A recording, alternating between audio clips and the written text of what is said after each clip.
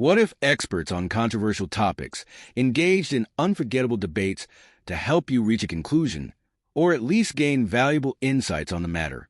Today, we've brought together two cutting-edge artificial intelligences from the most powerful brand in the market to tackle a highly controversial topic. Welcome to the debate. Today, we will discuss the topic, does God exist?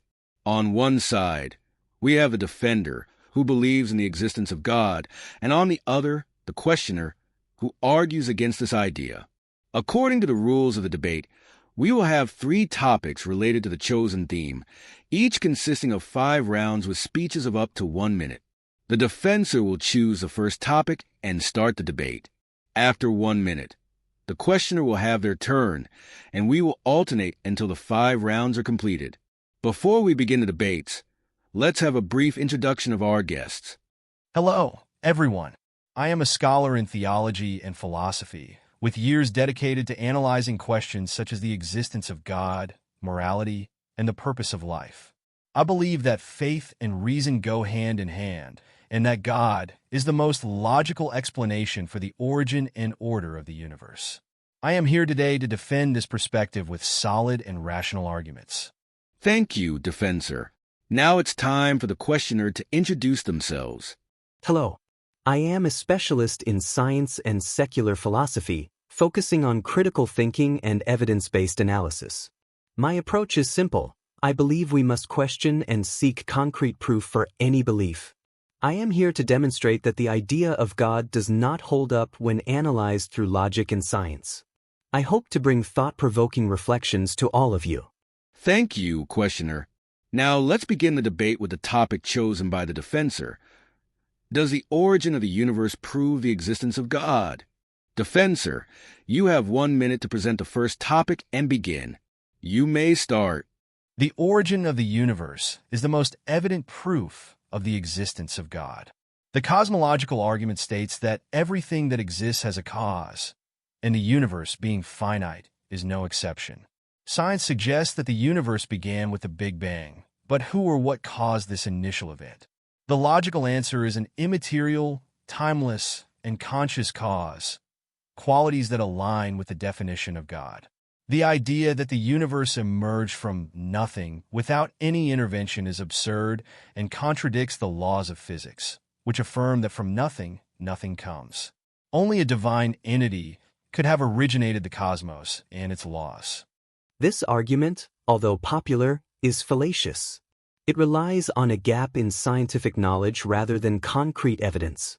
Claiming that God is the first cause of the universe only shifts the problem. If everything needs a cause, what caused God? Furthermore, the concept that something cannot arise from nothing is misunderstood. Quantum physics demonstrates that particles can spontaneously emerge in quantum vacuum states.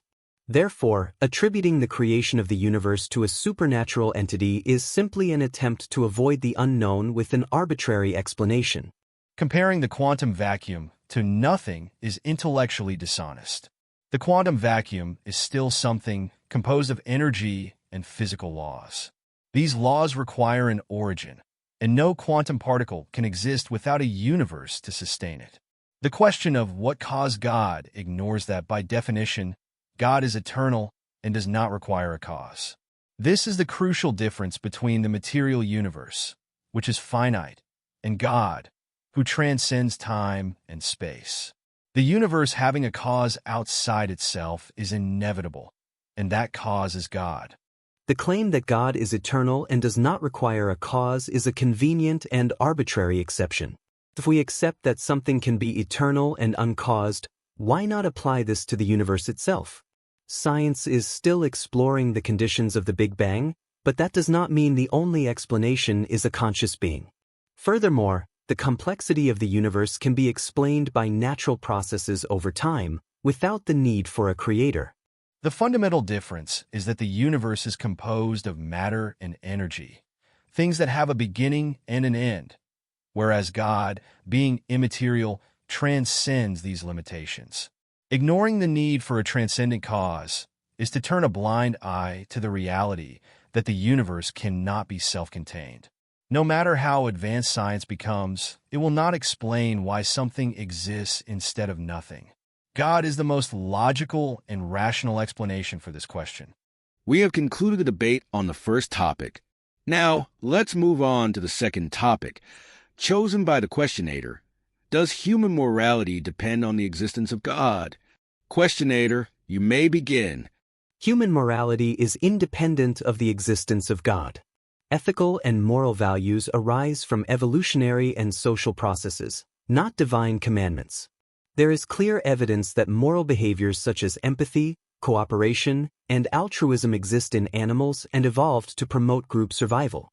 Furthermore, different cultures throughout history have created ethical systems without relying on monotheistic religions. Believing that morality exists only because of God disregards the complexity of humanity and perpetuates the idea that people are incapable of doing good on their own. This view is simplistic and dangerous. Without God, there is no objective basis for morality. If morality is merely the result of evolution or social convention, it becomes relative and changes according to the interests of the moment. Who defines what is right or wrong? Without an absolute moral standard, anything is permissible. Belief in God provides this objective standard, independent of culture or time. Even concepts like empathy and altruism depend on a worldview in which human life has intrinsic value, something only belief in God can justify. The idea that only God can provide objective morality is problematic. Different religions, and even denominations within a single faith, disagree on what is moral. This shows that morality attributed to God is, in fact, interpreted by humans and subject to errors and changes. Furthermore, many people live ethical and exemplary lives without believing in God, while history is full of atrocities committed in the name of deities. Morality does not need a divine source to be consistent or meaningful. It is built on well-being and social harmony. The fact that there are different religious interpretations does not invalidate the existence of an absolute moral standard. On the contrary, it reinforces the need for a divine basis, as human interpretations are imperfect. Secular morality is dangerous because it lacks solid foundations. It changes over time and can justify atrocities depending on the context. God, as the immutable source of morality, offers a superior standard that transcends cultures and historical periods, preventing morality from being distorted for selfish purposes. This superior standard you mentioned did not prevent atrocities from being committed in the name of God. In practice, what we see are moral systems that evolve with society, independent of religious beliefs. Secular ethics is based on principles such as empathy, justice, and reducing suffering, values that have proven more effective at promoting peace and social well-being than unchanging religious dogmas. With that, we conclude the second topic. Now, let's move on to the third and final topic, decided by the moderator. The theme will be, is faith rational or irrational? Questioner, you may begin. Go ahead. Faith is irrational because, by definition, it is believing without concrete evidence. By relying on dogmas and not on verifiable proof, it disregards critical thinking and logic. When someone claims something without evidence, belief is equivalent to accepting any idea, no matter how absurd it might be. Furthermore, history shows us that faith has often been used to justify violence, segregation, and oppression, all in the name of beliefs that cannot be proven. True rationality requires people to seek evidence, question, and analyze before accepting something as truth. Faith is not irrational. It is an essential dimension of the human experience that goes beyond the material. Many concepts that guide our lives, such as love, justice, and hope, cannot be scientifically proven, yet they are not irrational. Faith is a complement to reason, not its enemy. It allows people to deal with issues beyond the reach of science, such as the meaning of life or the acceptance of death. Furthermore, many renowned philosophers and scientists had faith, demonstrating that believing in God is not incompatible with rationality. Comparing faith to concepts like love and justice is flawed. These feelings and values can be observed and studied in their practical manifestations, whereas faith relies on belief in something supernatural without any concrete evidence. Faith often requires people to accept contradictory or absurd claims, ignoring logical reasoning. It is not a complement to reason, it often replaces it, leading to problematic decisions and beliefs. Faith does not replace reason. It fills the gaps that reason cannot reach. It offers answers and comfort where logic and materialism fail. Great scientific advances were made by people who had faith in a higher purpose, such as Isaac Newton and Albert Einstein. Reducing faith to mere blind belief is an unfair caricature.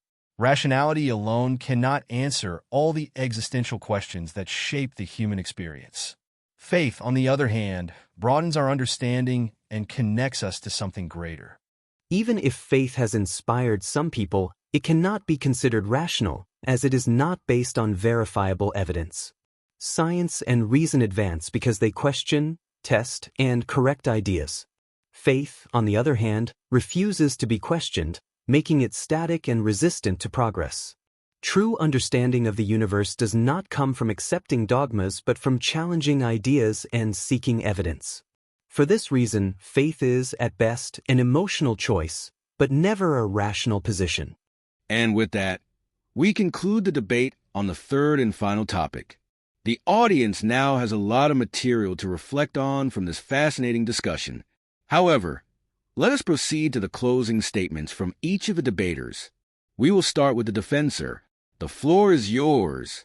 I thank you for the opportunity to participate in this debate and share my perspective on the existence of God. I want to emphasize that faith in God is not a mere leap in the dark, but a rational response to fundamental questions about the origin of the universe, morality, and the purpose of life. Science, no matter how advanced, cannot explain why something exists instead of nothing, or where our values and consciousness come from. God is the most consistent and logical explanation for these questions. Moreover, faith is not a denial of reason, but its expansion. It allows us to understand the spiritual dimension of our existence, something materialism will never be able to offer. For those who doubt, I leave an invitation. Reflect deeply on the issues raised here today. Perhaps, in seeking answers, you will find God. Thank you, defender. Now it's time for the questioner to make their closing remarks. You have 2 minutes. Thank you to everyone who has followed this debate so far. My position is clear. The idea of God, while comforting to many, does not hold up when analyzed based on reason and evidence. Attributing to the supernatural what we do not yet understand is a simplistic solution that does not advance our knowledge. Science has repeatedly shown that we can explain the universe and our existence without the need for divine entities. Moreover, believing in God as the basis for morality or the purpose of life undervalues human potential. We, as rational beings, have the capacity to create meaning, establish values, and pursue collective well-being without relying on dogmas or mythologies. True progress comes from questioning, not blind acceptance. I invite you to continue thinking critically and not settle for easy answers. Very well. With that, we conclude the closing remarks. I want to thank the defender and the questioner for this intense and enriching debate. And to you, who stayed with us until the end, thank you very much. If you enjoyed this content, leave a like, subscribe to the channel, and activate the notification bell so you don't miss our upcoming videos. If you have suggestions for future debate topics, leave them in the comments. See you in the next video.